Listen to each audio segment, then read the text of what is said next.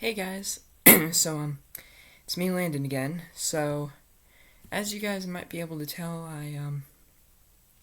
back again with another video. So once again, I'm sorry I haven't uploaded anything lately. That was definitely my fault.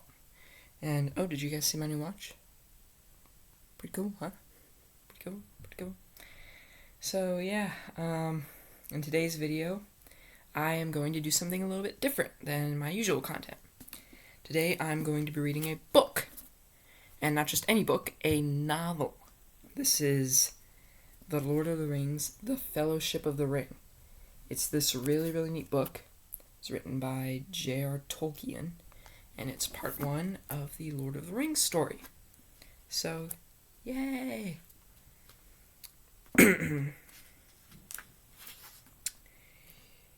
So if I can get at least a few, or even 4, 5, or even 3 subscribers, that would be great for this video. So, this is a really, really huge book. If you guys know what Lord of the Rings is, it's this movie trilogy. This is the actual original novel that was written by J.R. Tolkien. So I'm going to be reading that today. So let's do this. So each chapter is unnecessarily long. So for each chapter I'm going to be doing a part 1 and a part 2. So this is basically Lord of the Rings, Fellowship of the Ring, chapter 1, part 1. And there's going to be a chapter 1, part 2, then there's going to be a chapter 2, part 1, and chapter 2, part 2, and it's just going to keep on going from each chapter until we get to in this book. And then I may actually do other books in the future. So let's get on with that. Let's just speed to the beginning of this book. Beginning of this really, really good book. There's a little map here. Here we go. Chapter 1, An Unexpected Party. When Mr. Bilbo Baggins of Bag End announced that he would shortly be celebrating his 11st birthday with a party of special magnificence, there was much talk and excitement in Hobbiton. Bilbo was very rich and very peculiar. He had been the wonder of the Shire for 60 years. Ever since his remarkable disappearance and unexpected return, the riches he had brought back from his travels had now become a local legend, and it was popularly believed, whatever the old folk might say, that the hill at Bag End was full of tunnels stuffed with treasure, and if that was not enough for fame, there was also his prolonged vigor to marvel at. Time wore on, but seemed to have little effect on Mr. Baggins. At 90 he was much the same as at 50. At 99 they began to call him well preserved, but unchanged would have been nearer the mark.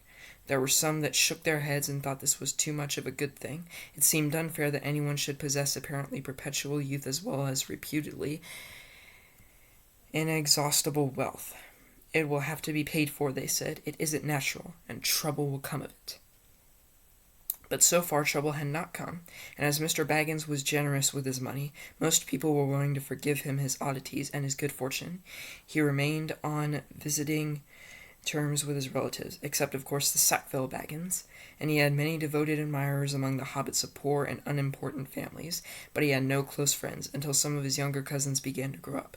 The eldest of these, and Bilbo's favorite, was young Frodo Baggins. When Bilbo was 99, he adopted Frodo as his heir, and brought him to live at Bag End, and the hopes of the Sackville Baggins were finally dashed. Bilbo and Frodo happened to live the same birthday, September 22nd. "You had better come and live here, Frodo, my lad," said Bilbo one day, "and then we can celebrate our birthday parties comfortably together." At that time Frodo was still in his tweens, as the hobbits called the irresponsible 20s between childhood and coming of age at 33. 12 more years passed. Each year the Baggins had given very lively combined birthday parties at Bag End, but now it was understood that something quite exceptional was being planned for that autumn. Bilbo was going to be 111, a rather curious number, and a very respectable age for a hobbit.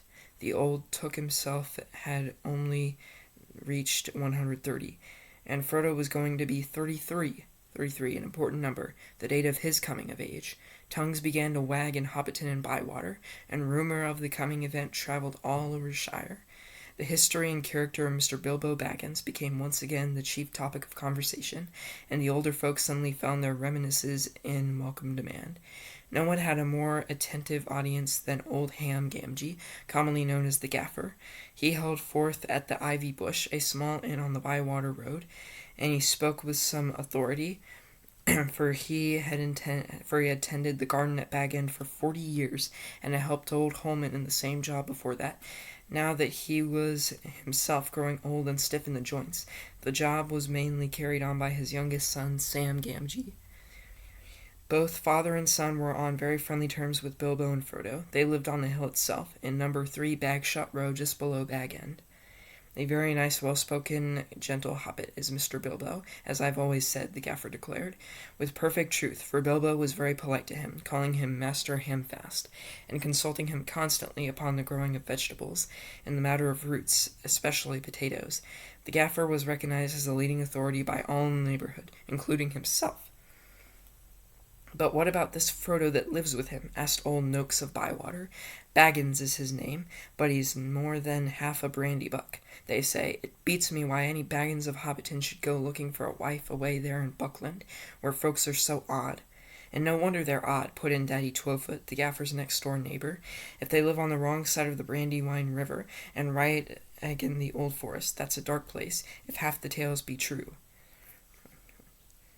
"You're right, Dad," said the Gaffer. "Not that the brandy-bucks of Buckland live in the forest, but they're an odd breed, seemingly. They fool about with boats on that big river, and that isn't natural. Small wonder that trouble came of it, I say. But be that as it may, Mr. Frodo is as nice a young hobbit as you could wish to meet, very much like Mr. Bilbo, and in more than looks. After all, his father was a Baggins. A decent, respectable hobbit was Mr. Drogo Baggins. There was never much to tell of him till he was drowned." Oh, his dad died. "Drowned," said several voices. They had heard this and other darker rumors before, of course, but hobbits have a passion for family history, and they were ready to hear it again. "Well, they say," said the Gaffer. "You see, Mr. Drogo, he married poor Miss Primula Brandybuck. She was our Mr. Bilbo's first cousin on the mother's side, her mother being the youngest of the old Took's daughters. And Mr. Drogo was his second cousin, so Mr. Frodo was his first and second cousin, once removed either way, as the saying is, if you follow me. And Mr. Drogo was staying at Brandy Hall with his father-in-law, old Master Gorbodoc, as he often did after his marriage, him being partial to his victuals, and old Gorbodoc keeping a mighty generous table. And he went out boating on the Brandywine River, and he and his wife were drowned, and poor Mr. Frodo only a child and all." "I've heard they went on the water after dinner in the moonlight," said old Noakes, "and it was Drogo's weight as sunk the boat." "And I heard she pushed him in, and he pulled her in after him," said Sandyman, the Hobbiton miller. "You shouldn't listen to all you hear, Sandyman," said the Gaffer, who did not much like the miller. "There isn't no call of talking, pushing and pulling. Boats are quite tricky enough for those that sit still without looking further for the cause of trouble.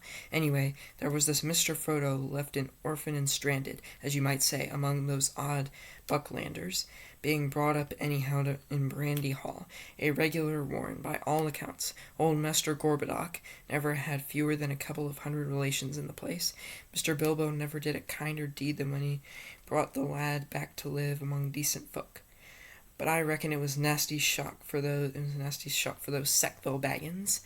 They thought they were going to get Bag End that time when he went off and was thought to be dead, and then he comes back and orders them off, and he goes on living, and never looking a day older, bless him, and suddenly he produces an heir, and has all the papers made out proper. The Sackville Baggins won't never see the inside of Bag End now, or it is to be hoped not." So they kind of wanted it, but then this kid showed up who was related to him, and then he kind of stole our hopes of getting it. "There's a tidy bit of money tucked away up there, I hear tell," said a stranger, a visitor on business for Michael Deving in the West Farthing. "All the top of your hill is full of tunnels packed with chests of gold and silver and jewels, by what I've heard." "Then you've heard more than I can speak to," answered the Gaffer. "I know nothing about jewels. Mr. Bilbo was free with his money, and there seems no lack of it. But I know of no tunnel making. I saw Mr. Bilbo when he came back, a matter of 60 years ago, when I was a lad. I had not long come pre-prentice to old Holman, him being my dad's cousin, but he had me up at Bag End helping him to keep folks from trampling and trappasing all over the garden while the sale was on, and in the middle of it all Mr. Bilbo comes up the hill with a pony and some mighty big bags and a couple of chests.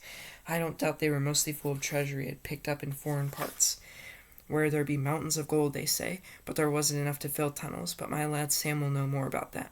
He's in and out of Bag End, crazy about stories of the old days he is, and he listens to all Mr. Bilbo's tales. Mr. Bilbo has learned him his letters, meaning no harm, mark you, and I hope no harm will come of it. Elves and dragons, I says to him, cabbages and potatoes are better for me and you. Don't go getting mixed up in the business of your betters, or you'll land in trouble too big for you, I says to him, and I might say it to others, he added with a look at the stranger and the miller. But the gaffer did not convince his audience. The legend of Bilbo's wealth was now firmly mixed in the minds of the younger generation of hobbits. Ah, but he has likely enough been adding to what he brought at first, argued the miller, voicing common opinion. He's often away from home, and look at the outlandish folk that visit him, dwarves coming at night, and that old wandering conjurer Gandalf and all. You can say what you like, gaffer, but Bag End's an odd place, and its folk are odder. And you can say what you like about what you know no more of than you do of boating, Mr. Sandyman, retorted the gaffer, disliking the miller even more than usual. If that's being odd, then we could do with a bit more oddness in these parts.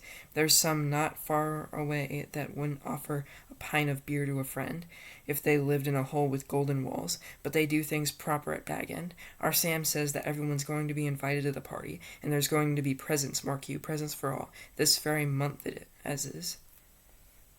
That very month was September, and as fine as you could ask. A day or two later, a rumor, probably started by the knowledgeable Sam, was spread about that there were going to be fireworks.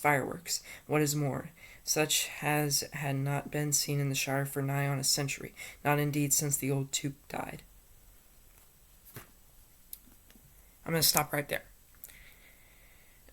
So, there's about to be a big party that's going to be held by this Bilbo Baggins guy, and his nephew Frodo is going to help with it. Then there's this guy named Sam and his dad, who's known as the Gaffer, and they're going to be attending the party. Then there's this conjurer guy, or wizard, or whatever, Gandalf. He's probably a friend of Bilbo's. I mean, I haven't really watched the movies, but I think that's going to probably be arranged at some point. But yes, that's for the video. It's going to end right here.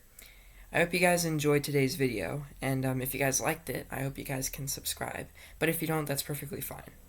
I understand. But hey, that doesn't mean I'm not going to stop making videos for you guys, because I enjoy making videos a lot, and I hope you guys enjoy watching them. But anyways, that's going to be the end of the video. So, I'll see you guys later. Bye-bye.